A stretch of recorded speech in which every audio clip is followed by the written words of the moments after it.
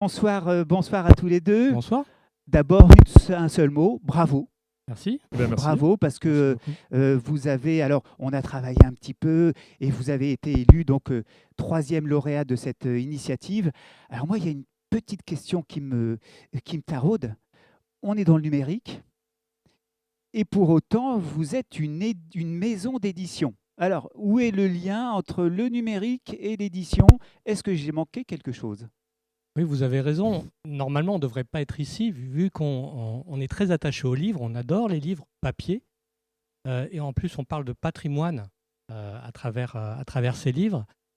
Mais justement, le numérique, assez tôt, on est créé depuis 2018, assez tôt, on s'est dit que le numérique pouvait nous aider à faire partager des sujets patrimoniaux, à donner envie à des gens de découvrir des lieux, puisque le patrimoine, c'est largement des lieux, et pouvait être une passerelle entre le livre, le sujet et ces lieux-là. D'accord. Donc ça, c'est un peu, j'allais dire, votre axe éditorial qui est vraiment la promotion des lieux exceptionnels, des lieux de patrimoine, des lieux naturels également. Donc c'est sur cette notion de valorisation. Euh, Monsieur Quenu, dites-nous un petit peu aussi la particularité de votre, ou en tout cas la largesse de votre clientèle, de votre cible, public cible.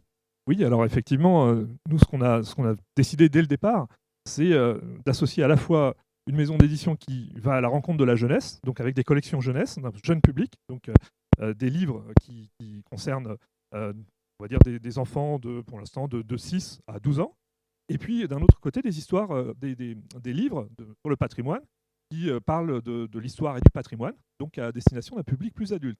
Et dans les deux cas, on souhaite rendre accessible via le numérique des compléments augmentés, des capacités à proposer autre chose que le livre à partir du livre de papier. C'est ce que disait Blaise jusqu'avant. Donc là, notre objectif, c'est d'élargir le public à la fois de lecteurs, mais aussi de lecteurs qui veulent découvrir autre chose que le livre.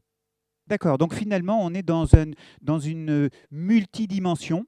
On passe du papier à la dimension numérique avec un élargissement du contenu et puis certainement aussi dans cet état d'esprit qui vous anime, l'ouverture vers autre chose, finalement, le livre est un support à la connaissance dans votre initiative.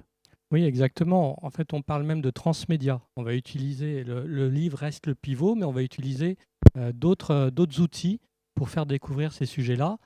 Et notre solution permet d'adapter les contenus d'un livre à la langue et au handicap du lecteur. C'est là où on veut toucher le plus grand nombre de personnes.